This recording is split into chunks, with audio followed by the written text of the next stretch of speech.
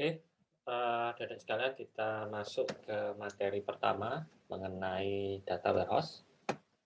Saya membagikan materi dasarnya, karya Lilian Hobbs, Sultan Nixon, dan Sylvia Lawande yang masih relevan dengan konsep data warehouse masa kini. Nah, kita lihat statement awal ya. Apa sebenarnya itu data warehouse? Data warehouse sendiri adalah database yang berisi data dari beberapa sistem operasional yang terintegrasi, teragregasi, dan struktur sehingga dapat digunakan untuk mendukung analisa dan proses pengambilan keputusan dalam bisnis. Oke, sebelum kita membahas statement ini, kita lihat makna ataupun arti dalam bahasa Indonesia ya. Atau kalau kita terjemahkan dalam bahasa Indonesia adalah gudang data. Warehouse itu gudang, data ya, jadi gudang data. Analoginya adalah kalau kita menaruh barang itu di sebuah gudang, nah nanti suatu saat itu hendak kita gunakan kembali. Dan gudang itu definisinya adalah menyimpan barang yang banyak, ya tidak sedikit. Ya, dia tempat khusus tempat penyimpanan yang kapasitasnya besar. Ya. Nah, kemudian kalau kita hubungkan dengan data, berarti dia menyimpan data atau sebuah media untuk menyimpan data yang besar. Ya, itu data warehouse. Nah, definisi awalnya di sini adalah database ya, karena dia adalah sebuah database yang kita pelajari sebelumnya, yang mana kita pelajari konsep basis data yang pertama, di mana di situ konsepnya adalah normalisasi, ya kita mengenal adanya entitas, kemudian atribut, entitas jadi tabel, atribut jadi field-nya, kemudian antara entitas itu saling berelasi, ya one to one to many, many to many, ya. Kemudian konsep yang kita pelajari tersebut yang di awal sekali kita belajar database adalah konsep database, bukan data warehouse ya. Dia konsep database yang umum ya, yang kita pergunakan biasanya untuk membuat sebuah aplikasi yang berbasis data. Nah, database sendiri adalah dia database ya, tetap kita katakan dia adalah database. Dan tentunya dia berisi data, tapi data apa saja di situ ya? Biasanya adalah data-data yang data-data historical, ya, data-data masa lalu, data-data yang kita kumpulkan untuk nantinya digunakan untuk proses pengambilan keputusan dalam bisnis. Nah, keputusan dalam bisnis itu seperti apa sih maksudnya ya? Tapi sebelum itu nanti ini Anda bisa lihat artinya di sumber datanya itu bisa dari sistem operasional yang terintegrasi. Berarti integrasi itu kan menggabungkan ya. Berarti ada beberapa sumber data yang kita dapatkan ya. Ya, berarti ini terintegrasi. Tapi memang nggak harus lebih dari satu data. Kalau satu data saja atau sumber data cuma satu ya nggak masalah. Ya, tapi nanti kita harus pastikan bahwa ini memenuhi syarat data warehouse atau enggak gitu ya. Tapi dia adalah database berisi data historical ya, yang sifatnya nanti dia bisa mengintegrasikan beberapa sumber data dan sekaligus mengagregasikan ya, menggabungkan. Dan agregasi itu seperti menjumlahkan sebuah data yang memang saling terhubung ya. Kemudian terstruktur. Ya. Model datanya itu terstruktur ya, sudah jelas. Sudah jelas ya. Nanti ada perbedaannya dengan big data. Kalau big data itu tidak terstruktur.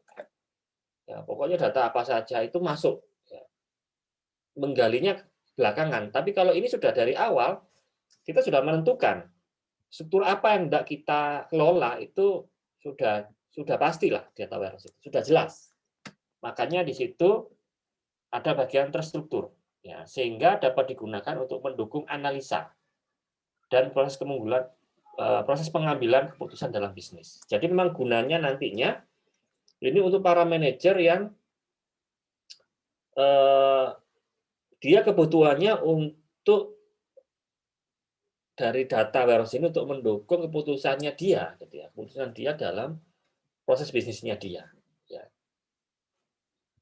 Nah, sebelum lebih lanjut, saya akan masuk ke ini ya, skema data warehouse.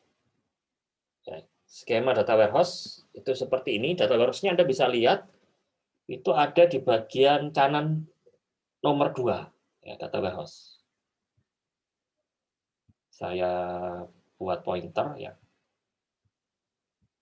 Nah, ini ya, data warehouse-nya di sini. Di sini. Oke. Kemudian sumber datanya itu ada di sebelah kiri sendiri ya. Bisa operational source, bisa external system, ataupun operational data warehouse. Nah, pada perusahaan besar, itu pasti operational source ya, itu bisa lebih dari satu sumber data ya. Karena perusahaan besar itu biasanya punya beberapa cabang di wilayah yang terpisah gitu ya. Dan setiap wilayah itu punya sebuah data lokal ya yang nanti bisa diintegrasikan jadi satu. Ya. Operational source sendiri itu bisa berasal dari sistem informasi manajemen, dari SIM yang kita bangun, ya, atau dari external system, dari sumber data yang lain, dari external system, ya, dari data internet, ya, ataupun dari data Excel text file, ya, itu bisa kita kombinasikan. Nah, prosesnya di situ namanya ETL ya, ekstraksi, transformasi, dan loading. Kita mungkin butuh juga staging area untuk database pembantu, tapi tidak harus. Ya, kemudian baru data itu dimasukkan ke dalam data warehouse. Nah, syarat prautamanya adalah dia berisi data yang besar, kemudian historical data. Karena proses dari untuk analisa dalam sebuah data itu butuh data-data histori, data-data masa lalu untuk memprediksikan data masa kini dan masa depannya. Ya.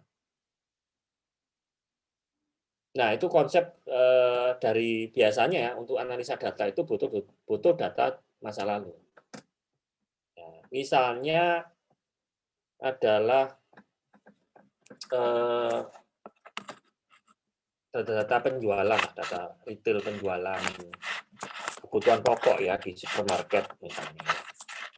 Data masa lalu itu sangat berguna untuk stocking dari barang yang hendak dijual. Ya.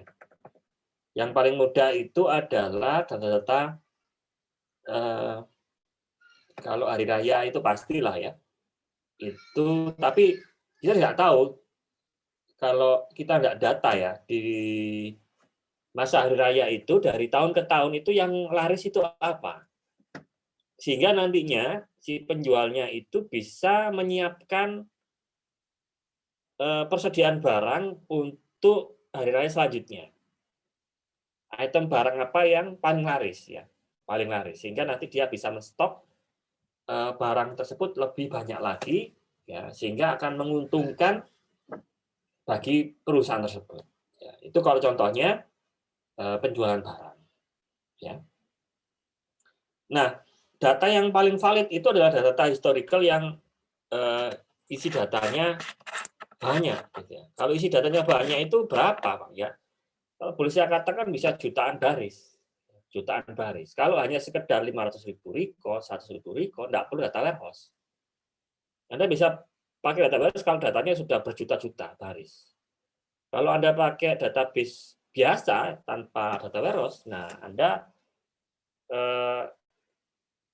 proses query-nya itu akan berpengaruh besar. Ya. Dia kecenderungannya tidak bisa secepat data warehouse. Karena konsepnya nantinya secara desain itu agak berbeda, ya, agak berbeda dengan konsep yang kita pelajari sebelumnya. Konsep yang kita pelajari di database dasar. Database dasar itu konsepnya adalah normalisasi. Normalisasi itu tidak ada data yang redundan. Redundan itu biasanya adalah redundan kolom, ya. Redundan kolom dan redundan baris. Dan itu dihindari ya di dalam normalisasi. Ya, nantinya akan membentuk relasi tabel atau relasi data yang lumayan banyak. Relasinya banyak, tetapi nanti secara konsep database-nya dia sederhana dan dia bisa menghemat media penyimpanan. Itu kalau konsepnya di database relasional biasa yang kita pelajari di awal-awal Anda masuk perkuliahan. Tapi nanti akan sedikit berbeda dengan konsep data warehouse, yang mana tujuan utamanya desainnya adalah untuk keperluan query kecerdasan bisnis, untuk keperluan untuk mencari data yang besar. Nah, setelah kita kumpulkan data warehouse ini bisa berjuta-juta baris, ya. Tentunya data berjuta-juta baris tersebut juga harus berada pada hardware yang mumpuni, yaitu pada kelas server yang mumpuni, ya. Ya, nanti kita coba belajar yang server saat ini jenisnya apa saja, nanti bisa kita lihat aspek teknisnya nanti di bagian belajar server, ya, belajar server mengenai apa yang harus kita lakukan untuk penyiapan data warehouse, ya. Nah, kemudian output utamanya di sini itu bisa berupa analisa data atau rekapitulasi. Berupa rekapitulasi data dalam multidimensi. Nanti apa itu multidimensi itu akan dijelaskan di pertemuan berikutnya. Yang jelas nanti hasilnya adalah analisa data dalam bentuk tabel yang nanti bisa secara otomatis juga bisa di-generate grafiknya, ya. Atau nanti karena terlalu besar datanya itu juga dipecah-pecah dalam data mart. Ya, data mart sendiri di sini itu kebutuhannya sesuai dengan user, ya, pemecahannya seperti apa. Atau nanti output dari data warehouse itu dipergunakan untuk tools yang lain, misalnya mining, data mining, ataupun keperluan OLAP. Ya, itu bisa digunakan. Jadi nanti kita tujuan utamanya adalah yang pertama, itu kita belajar desain. Ya, desain data warehouse itu seperti apa secara logik, kemudian kita implementasikan. Apakah cukup? Tidak cukup. Ya, desainnya sudah baik, tetapi belum dituning, makanya nanti ada tuning indeks, ada partisi, kemudian ada matrix view. Gunanya adalah untuk mempercepat proses query. Dengan data yang demikian besar itu tidak mungkin kalau nggak dituning. Ya, itu pasti kalau nggak dituning ya lambat sama saja. Tapi dengan bantuan desain data warehouse-nya dan juga tuning data warehouse-nya, itu data yang kita akses itu akan jauh lebih cepat daripada kalau kita menggunakan konsep database relasional biasa. Ya. Oke. Itu skema desain data warehouse dan nanti kita akan berulang kali mempelajari ini atau mengingat-ingat kembali sebenarnya struktur data warehouse itu seperti apa atau skemanya ya seperti ini. Ini yang paling umum yang kita jumpai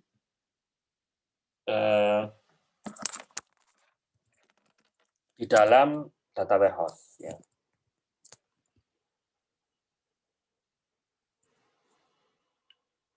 Oke, kita lanjut lagi ke atas, ya. Kita lanjut lagi ke atas. Jadi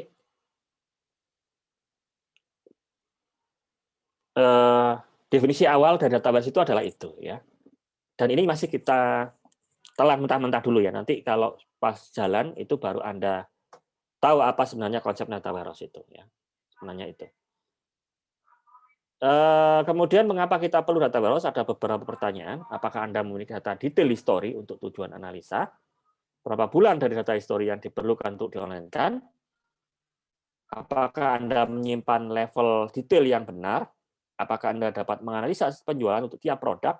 dari setiap daerah sebelum dan sesudah struktur pelaporan penjualan di Oracle organisasi.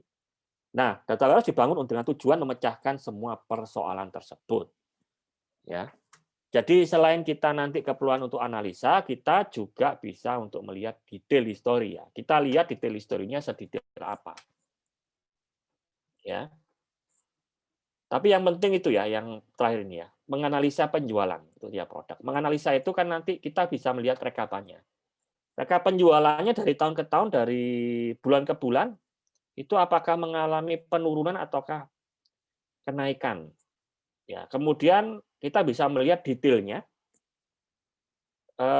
kenaikannya itu di sektor mana, ya, pada retail dari sebuah perusahaan ya. Kemudian daerah mana yang tidak laku, daerah mana yang laku ya. Kemudian siapa penjualnya itu ya, ataupun sales-nya itu ya.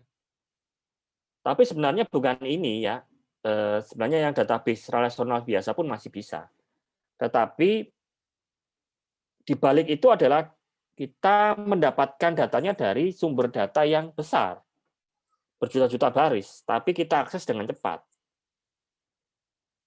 Nah, kalau mungkin Anda belum pernah bermain data yang besar, Anda mungkin belum merasakan ya, belum pernah merasakan mengelola data yang besar. Ya, kalau Anda sudah pernah mengelola data yang besar, itu pasti tahu, ya pasti tahu bagaimana sulitnya kita bisa mendapatkan data sesuai dengan laporan yang diinginkan oleh user, tetapi akses data yang cepat. Ya. Biasanya ya nantinya kalau kita tidak punya pengetahuan mengenai bagaimana mendapatkan data pada data yang besar, yang terjadi adalah akses datanya lambat, rekapitulasinya pasti lambat. Ya, nanti sambil kita belajar tekniknya bagaimana kita mendapatkan data yang cepat pada data yang besar ya. Nah, nanti ada beberapa teknik yang nanti kita pelajari di dalam materi ini. Kemudian tinjauan historisnya, ini cerita mengenai tahun 70-an di mana komputer komersial pertama dibangun pada komputer mainframe dan muncul database relasional itu di tahun 80-an ya. Anda pasti belum lahir juga. Di tahun 79 itu ada Oracle sebagai software komersial pertama ya, Oracle versi yang pertama. Itu mungkin di era tahun 79-an. Saya masih ingat di tahun saya masuk PEN itu 98, baru belajar itu tahun 2001. Pertama saya belajar di Oracle 8i. Ya. Oracle 8i itu tahun 2001 itu masih 8i ya. Kemudian di Oracle 9, setelahnya itu sampai tahun 2005 ya. Kemudian muncullah Oracle 10G sampai dengan 11G. 11G itu mungkin tahun 2000 sampai tahun 2011-12 lah. Kemudian baru 12C sampai dengan sekarang posisi terakhir adalah 19C. Dan di PEN sendiri masih belajarnya masih di Oracle 11G, belum sampai yang belakangnya C ya. Belakangnya C. Ya, karena pasti setiap versi Oracle itu ada peningkatan ya, peningkatan software atau peningkatan enhance dari sisi di dalamnya. Tapi biasanya ya setiap peningkatan itu pasti ada peningkatan versi, pasti ada peningkatan performa. Nah, di Oracle sendiri itu juga menggunakan versi Oracle tapi masih 9 ya. Itu adalah bagi saya yang versi yang paling optimal atau yang paling stabil itu yang versi 9. Cuma memang versi 9 itu tidak mendukung 64 bit. Masih 32 bit, maka kalau yang versi yang 10G itu sudah ada versi 64 bit sampai dengan yang sekarang. Kemudian di tahun 80-an itu sistem OLTP. OLTP itu apa? Online Transactional Processing katanya. Dibangun dengan menggunakan sistem relasional. OLTP ini ya sistem informasi manajemen lah. Aplikasi-aplikasi yang berbasis sistem informasi manajemen kita masukkan di OLTP ya, transaksional. Dia basic-nya adalah transaksional. Transaksional itu banyak perubahan data. Proses memasukkan data, update dan delete-nya itu sering terjadi ya kalau transaksional. Nanti ada lagi lawannya adalah OLAP. OLAP itu perubahan datanya jarang-jarang, tetapi proses analisa datanya atau query-nya itu lebih ditonjolkan. Ya. Kemudian di tahun 90-an ya, berarti ini memang sudah cukup lama, sekitar sudah 30 tahun yang lalu ya, mulai dari yang sekarang ya. Ya sudah 30 tahunan bahwa data warehouse itu sudah diperkenalkan ya tahun 90-an. Ya, saya masih juga masih SD lah, mungkin juga baru lahir. Itu baru sudah ada data warehouse ya. Ilmunya ini sudah cukup tua. Sudah cukup tua data warehouse, tapi boomingnya itu tidak ada karena memang kebutuhannya untuk large scale data. Sedangkan di Indonesia sendiri itu booming datanya, dan akhir-akhir ini saja diperkenalkan istilah big data. Sebenarnya warehouse sudah cukup tua, sudah mendahului dari big data, tetapi yang paling terkenal sekarang ini adalah big data dengan informasi yang atau bom data yang saat ini terjadi, di mana data itu menjadi sangat penting saat ini. Ya, tapi sebenarnya sudah ada sebelumnya data warehouse ini. Ya. Kalau untuk menemukan informasi, ya, sebenarnya konsepnya itu sama dengan data mining ya, keperluannya adalah melihat informasi. Nah, data warehouse sendiri itu adalah wadahnya. Wadahnya, jadi kalau saya umpamakan sebuah gudang, kalau Anda menempatkan sebuah barang, Anda nggak boleh acak-acak mencari barang yang tadi kita lempar di gudang tadi, kita letakkan di mana, karena sudah nyampur jadi satu dengan barang-barang yang lain yang diletakkan secara acak tadi itu. Nah, kuda yang baik adalah meletakkan data itu secara terstruktur rapi, gitu ya. Misalnya di gudang, misalnya area 1 untuk keperluan menempatkan barang-barang kebutuhan pokok. Ya, kebutuhan pokok misalnya beras, dan lain sebagainya, kebutuhan pokok ya. Kemudian yang area 2 misalnya untuk kebutuhan data atau mencari barang, kita bisa langsung ke tujuan dan kita langsung bisa mendapatkan data tersebut atau barang tersebut. Ya sama dengan data warehouse. Ya, jadi data warehouse sendiri adalah sebuah gudang data yang sudah terstruktur dengan baik, gitu ya, dengan baik sehingga nantinya kita mendapatkan informasinya itu bisa dengan cepat kita dapatkan. Query pada data yang besar itu adalah sebuah challenge, sebuah tantangan di mana query yang kita dapatkan ini tidak butuh waktu yang lama, ya sama halnya kita akan menanti harapannya. Sedangkan apakah tidak ada perubahan data, Pak? Ada. Tetapi itu terjadi pada saat data di-load ke dalam data warehouse. Pada saat kita mengambil data dari sumber data yang tadi, yang di awal tadi. Ya. Itu adalah aktivitas update-nya. Dan itu pun dijadwalkan tidak setiap saat. Karena proses analisa sendiri itu tidak perlu sampai setiap saat ya. Nah, itu biasanya analisa itu dilakukan esok harinya. Ya, atau di beberapa hari ke depannya. Mengapa? Karena kalau kita langsung mengakses data secara real time kepada data yang besar itu ya pasti akan lambat. Ya, kalau tidak ada teknik yang lain yang bisa kita gunakan. Tapi kalau secara real time data itu bergerak terus ya, kemudian kita query itu pasti akan lambat, ya pasti akan lambat. Oke, kemudian Materials View itu ditambahkan sejak Oracle 8i untuk meningkatkan performa pada saat melakukan agregasi dan summary pada data ya. Irisan agregasi kemudian kita menjumlahkan pada data itu ya. Kemudian analisa yang diperoleh dari data warehouse itu tidak cukup hanya dengan mengetahui keuntungan yang diperoleh tahun ini. Seorang analis juga perlu mengetahui keuntungan untuk setiap periode waktu tertentu, untuk setiap produk, untuk setiap area geografis.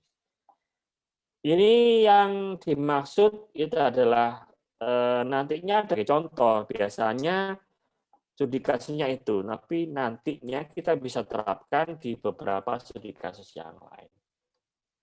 Kemudian seorang analis perlu membandingkan penjualan bulan ini dengan bulan yang sama pada tahun sebelumnya untuk setiap toko. Itu contoh kasusnya ya. Kemudian data warehouse didesain untuk kita bisa melakukan query secara cepat.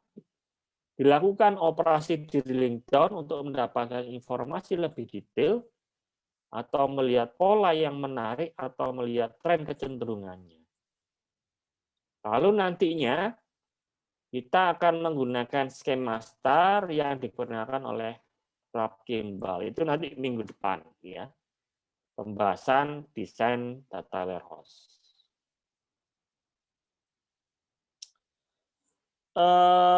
Kita buat sebuah sistem terpisah. Ya, karena sebelah kiri tadi itu yang tadi saya gambarkan ya di skema data warehouse itu adalah SIM yang kita bangun ya database relasional biasa. Kemudian ada database lagi data warehouse yang kita bangun terpisah, tapi datanya mengambil dari sistem operasional tadi. Alasannya mengandung dimensi waktu. Sehingga data tidak available untuk dianalisa. Juga skema data tidak didesain untuk keperluan query kecerdasan bisnis. Jadi data historisnya itu signifikan. Ya. Dan juga skemanya si database relasional itu memang tidak didesain untuk keperluan kecerdasan bisnis. Ya. Jadi kalau database relasional biasa dengan data yang besar, kalau kita query itu nanti masih cukup lambat. Ya, masih cukup lambat. Ya, sehingga kita harus mempelajari sebuah sistem terpisah untuk mempercepat proses query data. Ya, harapannya itu. Ya, tapi didukung dengan nanti ya ada beberapa step yang harus kita lakukan. Ya. Oke. Kemudian data warehouse dibangun dari sistem operasional. Iya, ya. Membangun warehouse melibatkan ekstraksi data dari sistem operasional atau sistem yang lain tadi yang saya tunjukkan tadi di skema data warehouse ya. Dikombinasikan dengan informasi tambahan dari pihak ketiga. Mentransformasinya ke dalam format yang seragam dan di-load ke dalam database. 80% waktu digunakan untuk ETL. Ya, ETL itu mindah datanya. Ya, karena proses memindah datanya itu harus kita cross check dengan data yang sudah ada di data warehouse dibandingkan dengan sistem operasional. Ya. Nah, kalau Anda pernah nantinya memvalidasi data ya, karena pernah untuk sebuah data yang baru itu pasti ribetnya minta ampun. Ya, karena data-data yang kita dapatkan belum tentu apa yang kita inginkan, gitu ya. Nah, itu yang terjadi ya. Di pengalaman-pengalaman Kak kelas Anda yang membangun data warehouse dengan menggabungkan beberapa data itu bisa terjadi perbedaan data, baik itu format kolomnya ataupun isi datanya. Ya, itu sudah ada dulu TA mengenai kebencanaan. Dia mengumpulkan beberapa data itu dari beberapa provinsi. Antar di satu kesatuan. Dan inilah yang terjadi. 80% digunakan untuk ETL. Untuk memindah data. Karena di prosesnya itu, di ETL-nya itu adalah kita menyamakan format. Ya, sisanya 20% untuk data warehouse-nya, kan data warehouse sendiri nggak terlalu sulit, ya nggak terlalu database-nya data warehouse, ya. Kemudian Anda melakukan tuning dan data warehouse-nya itu ada di server yang tangguh, itu nggak sulit, nggak terlalu banyak waktu yang digunakan untuk membangun dasarnya data warehouse, tapi yang banyak disampaikan adalah 80% atau paling banyak waktunya digunakan untuk ETL. Ya. Contoh formatnya yang tidak sama adalah seperti ini ya. Ada sistem yang pertama itu kode 1234 disebut sebagai roti, sementara sistem yang lain 1234 disebut sebagai kue. Kue dan roti ini barang yang berbeda, kemudian kodenya sama. Kemudian Anda gabungkan jadi satu kan jadi masalah. Sehingga harus salah satu mengalah kita. Kemudian juga ada